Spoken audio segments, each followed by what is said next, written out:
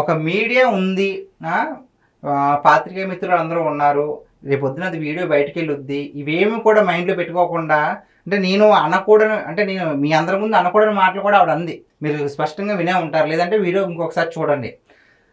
ఇలాంటి మాటలు అనేసి నేనేమో ఇలాగా నన్ను ఎంతలాగా చాలా ఇబ్బంది పెట్టేస్తున్నారు, నాకు సూసైడ్ చేసుకోవాలనిపిస్తుంది. అంటే మేడం, ఎవరు కూడా ఒక మాట అన్నారంటే మనం ఒకరిని ఎలా చూపించామంటే 4,000 మనకి చూపిస్తాయి, అది అందరికీ తెలిసిందే. కానీ మీరు ఎన్ని మాట్లాడకపోతే మిమ్మల్ని ఇంతలా ట్రోల్ చేస్తారు చెప్పండి. ఒక్కటి కాదు, పవన్ కళ్యాణ్ గారి ఫ్యామిలీలో ఉన్న ప్రతి ఒక్కరిని అన్నారు, అలాగే చంద్రబాబు గారిని అన్నారు, లోకేష్ గారిని ఏకంగా మీరు పప్పు అన్నారు, చీరా జాకెట్ పంపించమంటారా అన్నారు. ఇన్ని మాటలు అనేసి, అంటే ఒక ఉన్నతాధికారంలో ఉన్న మహిళలాగా మీరు ఎప్పుడు ప్రవర్తించలేదు పచ్చిగా చెప్పాలంటే. ఇది వినడానికి మీకు బాధగా ఉన్నా సరే ఇప్పుడు బాధపడితే ప్రయోజనం లేదండి.